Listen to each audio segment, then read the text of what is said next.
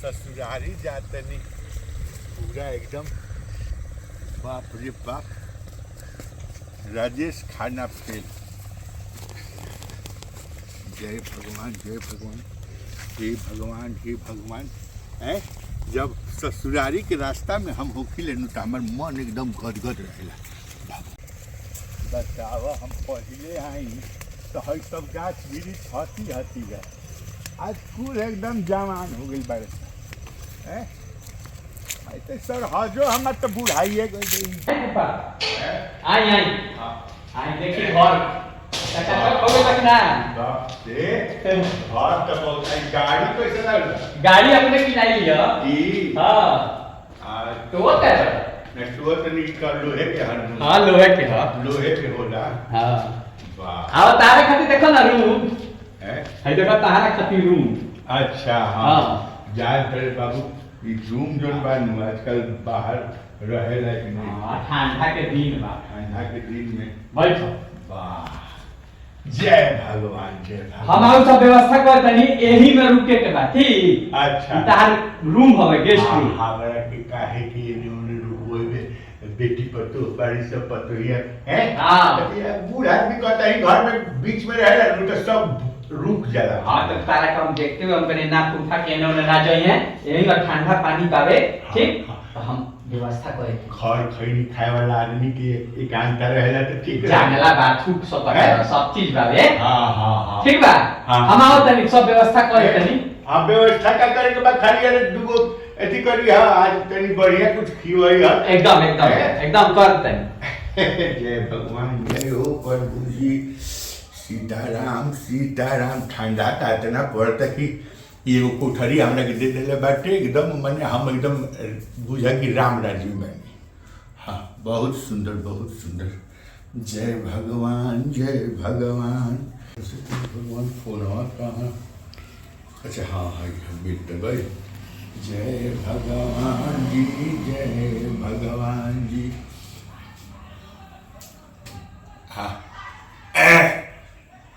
हाँ धरी छान प्रणाम। हाँ सत्रली सन्नू कहले कि मैंने ससुरारी जाता बुढ़ापा में सुना आवते घर रूम में दे देले बा। एगो रूम में कलश किया में केहू ना ढूकी आ फूफा तू ही रहब। आज दामाद के जो निजत बा घर में ए घर में बा संस्कार बा विचार बा व्यवहार बा। आवते कलश की केहू के ढूके ना देबे रूम में। ई तहार रूम आ तू सारे हंसत रहनु आ तोरा ससुरारी में ऐसा हो तो ते साला हंसत रहे। रखा ना फोन रखा अभी काटा अभी छोड़ा अभी काटा अभी हम एकदम राजगद्दी पर बैठल बानी। हेलो बाप रे सवेरे बाहर ठंडा बा। फूफा यार गेटवा खुले बा। फूफा बोलत नहीं खन कहाँ बाड़े। ए फूफा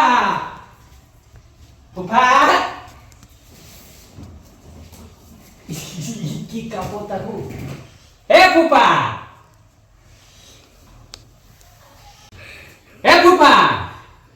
हली चाय पी ही फूफा। ए का भाई फूफा हेलो अरे ये क्या करते रखो एक मिनट फूफा लले चाय पियो। घंटा ने पिया का हो गई? घंटा ने पिया कोनो दिक्कत बा? रे साला तोरे ई रे के बुझा चले हैं हम मुंह से बाचल बानी उहे कम बा। माने का हो गई तू बताई तब नु का हो गई का तू जोन बैठे हम तारा की हां आईनी हैं। हटाओ बाप रे बाप ठंडा भक्के ठंडा लगता का ठंडा तर लागल हो का लुक लगी हैं। जब ते हमरा के ये रूम में ठहरा देले हैं हां ते ई बुझले कि माने ठंडा के दिन बा ओढ़े के कोनो व्यवस्था ओ रजाई ना देले रही हैं। रजाई नहीं मिलता है से एक लपड़ मारन साले तो ठीक हो जाइबा।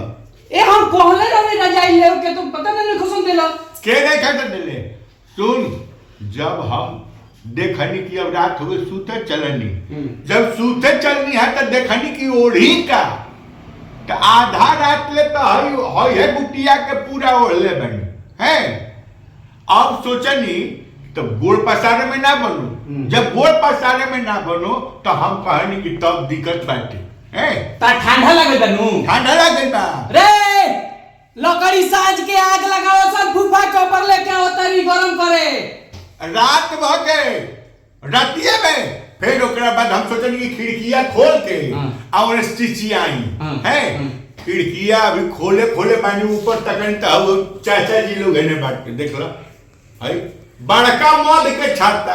अरे तो काल ना लग रहुए, काल ना लग रहुए इने से खोले खोले कहीं तो देखनी पांचों को घुस दिए सा तो हमरा के जीना ना छोड़े से कहने से हम खोलिए ना पौनी उहे ना हेने से तो मान पिछूती है। हई देखा ही पूरा खुलल बा ऊपर है। अरे फूफा एक मतलब ई कहता नहीं कि खाली हित परित के खाली ए जब ए रखला से ना होला। अच्छा ठंडा के दिन में सुन फूफा तारा ठंडा के व्यवस्था करता नहीं रे। खोसी के 2 गो अंडा गरम करके ले आओ। खोसी के मुर्गा के 2 गो अंडा, अरे गलती से मुर्गी का अंडा ले आओ कच्चा। पहले बात सुन आ ना औकात होला नु त केहू के रुको आवे के ना अनु। देखो फूफा खिसिया मत, माने गलती हो गई मान लो हम ना दे पड़ी राजाई जा तो हमरा भौके ना रहे। रात 11 बजे रात के जीजा जी फोन कर रहे। कौन जीजा जी फोन कर रहे, वही में हमनी के जुड़ाइले रह गई सन फोनवे पर। तो हमरा बुझाइबे ना कल कि तू आई बड़ा तू आवाजो ना देहल कोनो बात के। कल प्रभु फोन कर रहे। हां इस साला के पता ना जब हम आवत तबे वो साला का फोन आवता अनु। नाम मतलब जीजा जी ढेर ना करे। देखो फूफा खिसिया ना हम जान बाचल बा हमार कैसे बाचल बा भगवान के कृपा बाटे। तोरा औकात ना रहे त हमरा के ना रोको 30 से 31 सांझ के कि चल जा फूफा। अच्छा फूफा तारा के रूम देले बाड़ी की ना? रूम देले बानी सारे रात भगविना ओढ़ना के हम रहल बानी। अरे तो ओढ़ना के तू आवाज ना दे कर रे एओ काम कर लेनी के तेल गरम कर फूफा के तारू में रख। काय करवा ताके तारू में रखवा है ना दा अपन तारू रखा तू अपना लगे। सुना एगो बात सुना ताकत कमा गुस्सा जा देला छट पिटाई के आमद कमा खर्चा जा देला छट आ सुना रूम दे देला है हमें ठंडा मार देले बा। अरे ठंडा मरले बानू। हां अभी हम का कहला वो करवाओ तनी का। अरे रान मुर्गा का रान हमर गिट्टी कहां बा हमर मोटरी द हमर बेग। हां हैं बड़ा के जाए के नहीं। सुनो एगो बात सुनो तेरा की इज्जत से कह देते नहीं हनु रात त मान रात हो गई रहे हम मुंह से बाचल बनी हनु एक ठंडा में ना रुको आवे। एक बात सुनो जाए के नहीं के तारा आज 4 गो रह जाइते के आज 4 गो रह हम रह जाई के दुकाने का के का करम चला रे ते अपने सोच ना हमरा के मत सोच। फूफा के है फूफा है फूफा के हुए ए मुर्गा का अंडा लिया रे। तूने पहले बात सुना फूफा अगर एजा आ गइले अब हनु केकर की लिया खाई फूफा ऐसा ना तू जीवन हो तू ये घर के दामाद हो जीवन का हित हो। ए साले जीजा जी के फोन आए रहे तो हमारा जाई भूला गइल लोग 11 बजे रात के प्रभुनाथ से बात करता लोग। प्रभुनाथ का हमें घेवड़ा हवे साले कुछ ना हम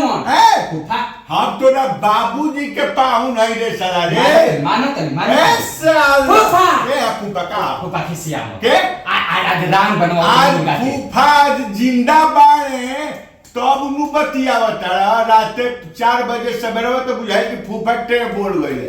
मैं ठंडा रहूंगा मैं ना बुझाऊंगा मैं ये ना बुझाऊए सारे ए फूफा फूफा फूफा कुकुर साले औकात ना रहला पाहुन के साले बोला लेवेला औकात नहीं है त काहे के बोलावत सर साला हमरा के भेज देता साझे के हम घर चल के जिंदा बाचल बनिया काहे बाचल बनी हम जिंदा काहे बाचल बनी अरे भगवान ए फूफा चलो ना रान बनले बनी कौन करी रान बनौले बनी कौन खबरदार ये नहीं से बॉर्डर है आई बॉर्डर है खिसिया मत फूफा अरे हिंदुस्तान पाकिस्तान के बॉर्डर है। सुना ना फूफा फूफा तारा कहने के गरम घी पिया है में हैं? फूफा गरम घी रतिया जब कांपत रहनी रात भर कांपत रहनी तो तार घीव कहाँ रहे हैं?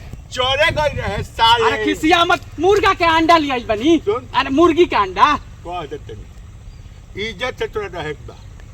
अब आई धरती छू के कीड़िया खा जाए साले टॉप अप डाउन है। फूफा आले। ए फूफा ए सुनो ना फूफा ए रोको ना हो बताओ ना कौन गलती करनी है एगो तो मान ला ठंडा के दिन में रजाई ना मिलल तो हेतना खिसिया के चाहिए हैं कोनो बड़ बात हो गइल बा एगो रजाई खातिर यहाँ के खिसिया गइनी बा फूफा गइल चलो